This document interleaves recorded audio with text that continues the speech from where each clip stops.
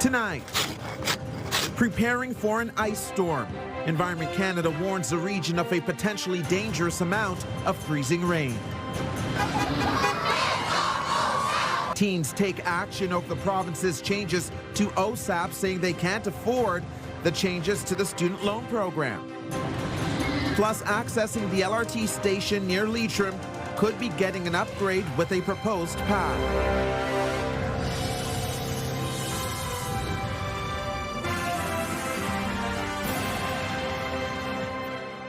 Good evening. The entire region being warned of a pending ice storm. Environment Canada expecting it to last up to 24 hours once it does arrive, and services in the city are already making adjustments. New tonight, we're learning that the Ottawa Public Library is adjusting hours tomorrow due to the forecast and safety concerns. According to a statement, all branches will stay closed until noon tomorrow because of inclement weather. The main Metcalfe branch and the Munster branch will be closed all day. Taking a live look at the roads right now, conditions remain fair to good, but could worsen by the morning commute. CTV's Dave Charbonneau has more on the ice storm warning and preparation efforts. Certified arborist Ian Lawford knows what a significant ice storm can do to Ottawa trees. We saw a lot of white pine trees failing after the derecho and after the last ice storm. And another one is on the way. The forecast for Ottawa calls for a prolonged period of freezing rain starting overnight, which could lead to treacherous driving conditions, power outages, and fallen trees. The main thing that puts trees at risk of failure is, number one, this species, and two, the canopy spread. Environment Canada is warning the freezing rain could last up to 24 hours in some areas. In general, we're looking at around 10 to 20 millimeters possibly of accretion, which is quite similar to what occurred back in 2023 in April. So that's what we're looking at for the Ottawa area as well as the Montreal area. And that damage in April 2023 was devastating in Ontario and Quebec. Power lines knocked out for millions of properties.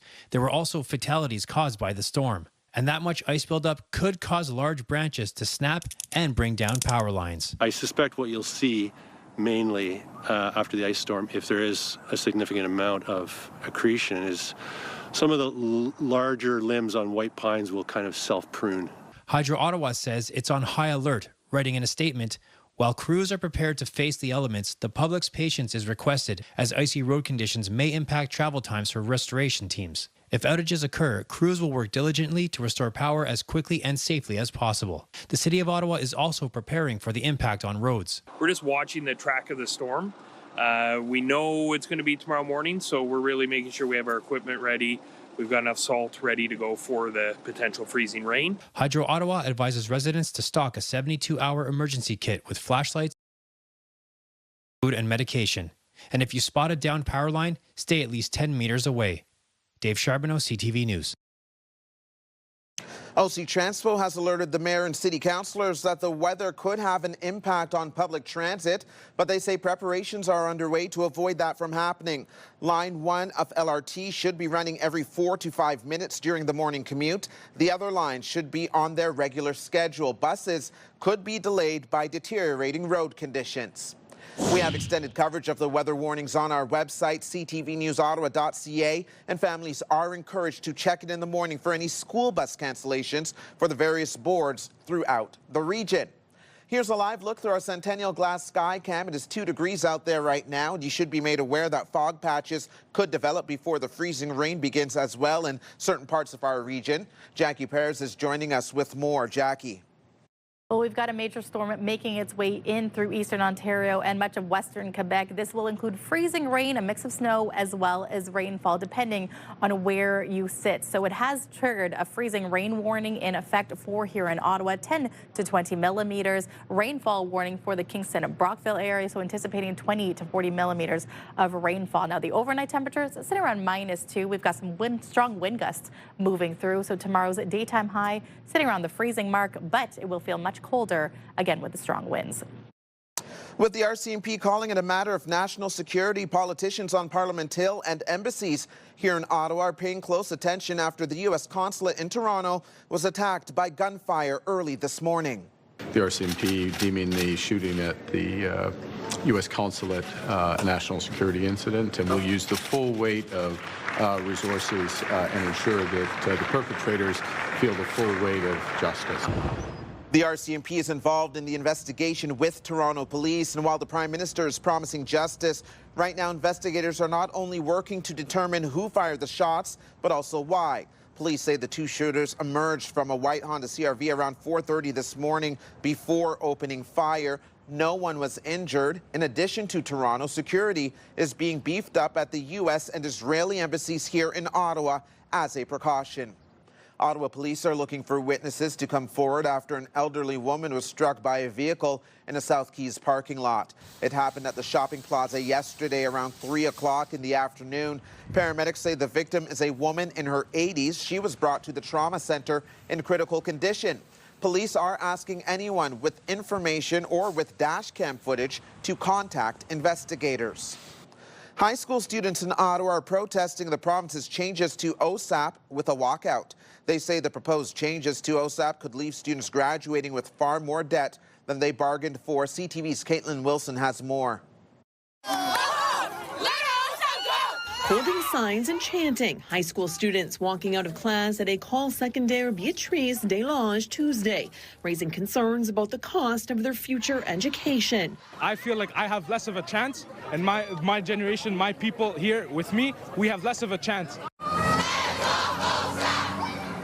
Dozens joining students from nearby schools protesting the Ford government's proposed changes to Ontario's Student Assistance Program, or OSAP. Some students have already accepted their offers. Some students are going away for school and they thought they had support, but now you're just you're pulling the carpet under their feet. Under the current system, students can receive up to 85% of their funding through grants and the other 15% through loans. But under the proposed changes, only 25% would come through grants, while the rest would be repayable loans. Hands off OSAP! Hands off. For students like Ariel Mwanga, who hopes to become a neurosurgeon, the thought of graduating with heavy debt is concerning. My family, we don't live here, we don't come from here, so we're not that well off. So the OSAP grants really help us fund our education and stuff, you know? In a statement, the province says the changes are necessary to restore sustainability to OSAP and ensure its availability for future generations. The province says the program cost $2.7 billion this year and could reach more than $4 billion by 2029. But critics warn the changes send the wrong message. Highly skilled, highly trained, healthy people are the most valuable thing in the global economy. So instead of making it harder for people, the government should be making it easier for people to get the skills and knowledge that they require to be contributors. For students at this rally, they hope their message reaches Queen's Park and the province reconsiders. I'm really worried about not only me, but a lot of people having to pay out these loans for 10s and 20 years. That's not something that everybody should have to stress about. Caitlin Wilson, CTV News. In the meantime, dozens from Algonquin College's teaching staff held a rally at the Ottawa campus today, demanding more transparency about the college's recent program cuts. Faculty members are calling on the college administration to provide written documents to back up major academic decisions. Last week, Algonquin College's Board of Governors voted to suspend 30 programs, citing funding shortfalls and a decline in international enrollment. Please show us the information that was used, the financial data, the student enrollments, the external and internal trends that we've been mapping. Show us that data. What information was used? What process was used to come to these decisions? The union also says it's not too late to reverse the most recent cuts. Sticking with education, students at Ottawa's Adult High School are nervous and concerned about upcoming changes to how that curriculum will be delivered. CTV's Peter Sperling tells us why. For Fatima Zarakaji, Ottawa's Adult High School is more than a place to complete a credit. It's not just a stepping stone, it's a community. A community that's facing change for some students starting next fall. By making these changes to Adult High School, they are single-handedly breaking a cornerstone. According to a document sent to staff shared with CTV News, students over the age of 21 will be moved to a in-person continuing education model. But what that means for day-to-day learning isn't entirely clear. They don't clearly outline what next year is going to look like. And that's making students here concerned the new learning model may be less effective than they have now. Not many details of how that would affect my education in the future and my ability to go to university. Many students are the immigrants or people trying to rebuild their lives. So if they reduce the program or change it, move it to the online, many students will struggle to graduate. There might be in-person options, but again, we don't know what that looks like. The Ontario Secondary School Teachers Federation says moving to a continuing education model will impact students and the type of support they'll have access to. Potentially, yes, because certainly the funding formula by the province does not allow as much funding for students over 21 as for students under 21, and so we believe that's a primary driver for some of the decisions that are being made. The union also concerned teaching jobs may be lost. CTV News Ottawa reached out to the Ottawa Carleton District School Board, but the board has not responded by deadline. So come in closer. As for Kaji, she's using her education here to now attend the University of Ottawa in the fall and hoping others get the same chance. We all deserve to have a quality education. Peter Sperling, CTV News. Also, the Ottawa Carleton District School Board is now going to open registration for junior kindergarten at alternative schools, despite previously saying no new students would be allowed to enter the program. Parents were told in December there would be no new kindergarten intakes, but in a letter two parents sent out just yesterday, the supervisor said new junior kindergarten students will be accepted into the program this fall. The board has 4 alternative schools. The conflict in the Middle East continues to cause volatility in the global energy market and impact gas prices here in the capital. Many stations across the city saw prices hovering around $1.54 a litre today. Canadians for Affordable Energy President Dan McTagg says gas prices are expected to rise by another cent tomorrow, but he also says prices will drop on Thursday by around 8 cents a litre for regular gas and 12 cents for diesel. I think it's great. I think it's overdue. It's something that's definitely needed for Finley Creek. Coming up, pathway to public transit. South End residents weigh in on a proposal to create a walking path to access LRT at the Leitrim Station. Stay with us.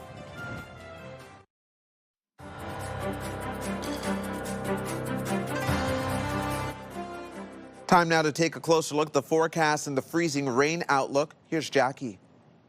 We have a freezing rain warning as well as rainfall warning in effect for Eastern Ontario, and this is likely going to happen on your morning commute, and it will continue well into the evening. That could trigger also some isolated thunderstorms as well, so we are keeping a very close eye on this, giving you a closer idea of this storm tracker moving through really much of Eastern Ontario. Taking a closer look now, it's likely going to start off at 7 in the morning, and that's during your morning commute. Freezing rain really is going to be focusing here in Ottawa. Rainfall moving through as temperatures start to warm up in the evening. And again, as we mentioned, we could see some isolated thunderstorms moving in as well. Temperature-wise, we are going to be hovering around the -1, -2 degrees. But again, strong winds could make this feel a lot colder. The freezing rain continuing well into the late evening. Now, tonight's lows across Eastern Ontario hovering between -2, -3 degrees. Tomorrow, we're getting to a daytime high of, yes, sitting around the freezing mark, especially for much of the valley and Ottawa, I should say, but by Kingston and Trenton,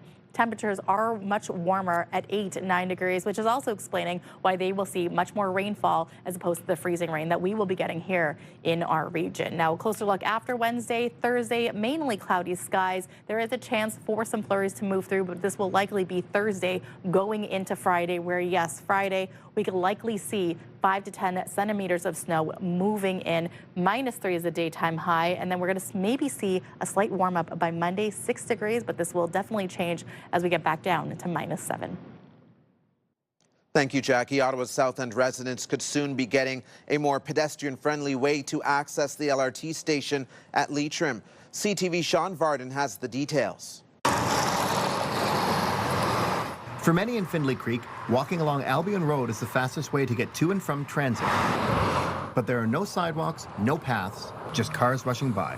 If I were to walk, I wouldn't take the chance because the speed limit over there is about 80 plus, so I wouldn't take the chance. Even biking, I will be thinking twice doing that. This meeting has residents coming together discussing a solution. A new plan by the city to put a multi-use pathway along Albion Road on the half-kilometre stretch between Quinn Road and Bunchberry Way is on the table. And for Findlay Creek resident Diane Tufts, it can't come soon enough. For me, it would be a huge benefit, and I think it's one of the challenges is that, my kids don't have the opportunity to walk over and take advantage of the station as much because there's no safe way for them to get across Albion Road. So I'm very positive about this. We have a transit station, the LRT station at Leitrim, and at the present time, it is very treacherous to get there if you're walking or cycling. In fact, there really isn't a good connection. The proposed pathway will connect existing routes, allowing safer commutes and better access to local businesses and services. It's a great idea to have the pathway because there's the new pathway along the O train line, but there's not a safe way to connect to the rest of Leitrim and Findlay Creek, and there's a lot of businesses that we can, and especially with the Bank Street renewal, that we can go visit, but we need a safe way to cross Albion right now. According to officials, the project is that safe way. It's expected to be completed sometime in 2027. Shaun, Vardon, CTV News. They should be at least exploring a refund of credits. Still to come, trip to Egypt called off due to the Iran conflict. Why a discrepancy in Canadian and American policies left an Ottawa man fighting for a refund. Get the latest live local breaking news. Sign up now for our morning and evening CTV News Ottawa newsletter. The best local content from CTV News, Your Morning Ottawa, and News Talk 580 CFRA. Get it all in one place. Sign up now at ctvnewsottawa.ca. The CTV News Ottawa newsletter is brought to you in part by CAA Business.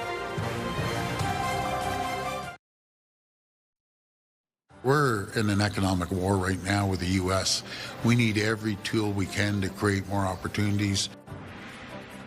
There's more turbulence tonight for Billy Bishop Airport in Toronto. The province says it's taking it over. Premier Ford is calling the island airport a crown jewel and says Ontario will expropriate it to allow for an expansion and the introduction of jets. An Ottawa man says he was out about $7,500 after the conflict in the Middle East led to a Canadian tour company cancelling his trip to Egypt just days before departure. CTV's Tyler Fleming has more on how this traveler got caught between two separate cancellation policies. Tours have been going ahead. Frank Menezes was excited for his upcoming bucket list trip of a lifetime. I was going to Egypt because I love history. A $7,500 tour he booked through Canadian company Adventures Abroad, a business he trusted and had used before. The tour includes 14 days of breakfasts and dinners, paid or included in the price of the tour, and fully guided day trips. But just days before departure, Adventures Abroad canceled the trip because of safety concerns, citing the war in the Middle East along with an updated do not travel advisory from the United States. There's no war in Egypt. There's no civil unrest in Egypt.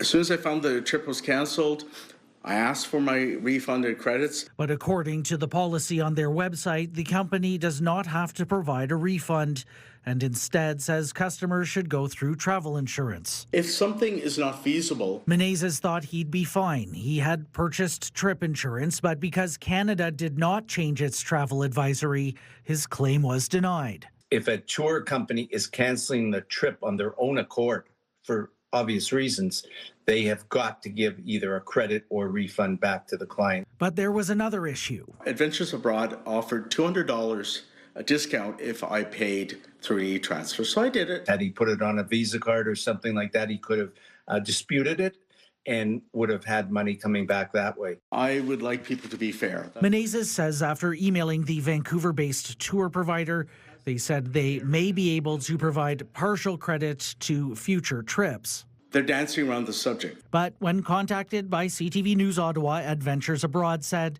While it stands by its decision to cancel, Menezes will receive a full credit toward another trip. There's one spot left for October 4th, so I'm going to take it. Thank you very much, CTV. Tyler Fleming, CTV News. Stay with CTV News for continuing coverage of the war in Iran and its impact on travel. For updates on radio, tune into News Talk 580 CFRA and CTV News channel at any hour. Honestly, this has been a real nightmare trying to get this car repaired. Coming up, what you need to know about car insurance incidentals and why more vehicles are being considered complete write-offs.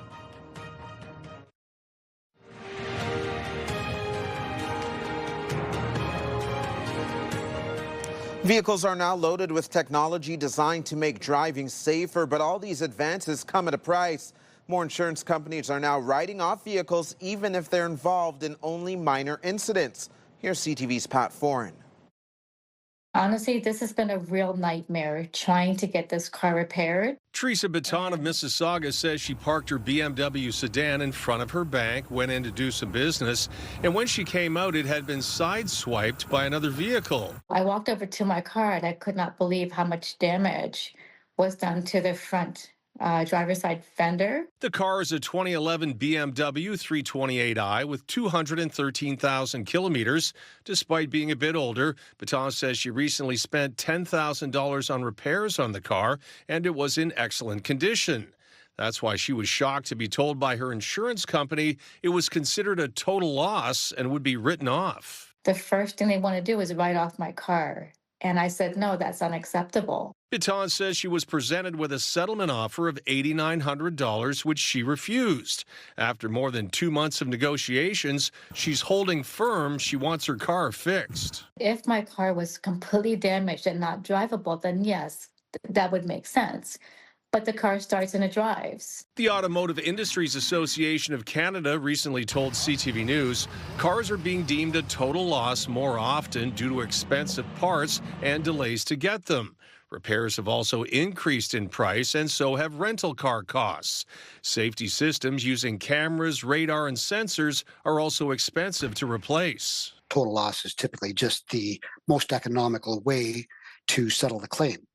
It's just a mathematical decision. Baton is with TD Insurance. When we reached out to TD, a spokesperson said claims are assessed individually based on the details and terms of the policy. This matter has been resolved after working directly with our client. TD told Baton it would now repair her car instead of writing it off, which was great news for her. Thank you, CTV. My car is getting repaired. Thank you again from the bottom of my heart. So excited. Pat Foran, CTV News. In other consumer news, the average cost to rent an apartment in Ottawa increased slightly last month after dropping in January and December. According to a new report from Rentals.ca and Urban Nation, the average rent was $2,143 in February. That's up from $2,107 in January. Across Canada, rent prices were down year over year for the 17th straight month. So many highs, so many lows. When we return, a big-name Canadian musician making his way around downtown Ottawa ahead of tonight's NAC performance. We'll tell you where Alan Doyle chose to go in just a few minutes. Here's a live look through our Centennial Glass sky cam. It's 2 degrees out there right now, and Environment Canada is reporting it's still just cloudy out at the Ottawa airport. Here's a Jackie with the last look at the forecast. Well, around 7 a.m., if you are heading out the door starting your commute, we are going to start to see the early traces of freezing rain moving in. -2 to kick things off, but things are going to start to warm up to just about the freezing mark. Yes, the chunk of the freezing rain is going to be between around 10 a.m. and 1 p.m. But again, it will transition into rain as temperatures start to warm up. It won't clear until Thursday, where again, the temperatures will remain around the freezing mark. Stefan. Thanks, Jackie. Finally for us tonight, famed Canadian musician Alan Doyle makes good on the request for a coffee shop recommendation while here in the capital. Go get a coffee in Ottawa. When I asked the question of where to go in Ottawa, a lot of people said, go to Little Victories. For the record, Doyle said little victories made, quote, a lovely cup of coffee. The coffee shop commented on the Instagram post saying, wow, thank you so much for coming by, Alan. Grateful to be able to serve a Canadian legend like you. Enjoy the show tonight. The Great Big Sea founding band member is in Ottawa for a performance at the NAC that was scheduled to start at 8 p.m. He also made it to the Hill. Now Doyle is asking fans for recommendations in the next city he's stopping in, which is Kitchener-Waterloo, tomorrow. That is CTV News for this Tuesday, March 10th. CTV News continues online anytime with our digital team keeping you up to date at ctvnewsottawa.ca. You can also watch our newscast live on the CTV News app, and for news on the go, listen to News Talk Radio 580 CFRA. For all of us here at CTV News, thanks for watching. Have a wonderful night and stay safe.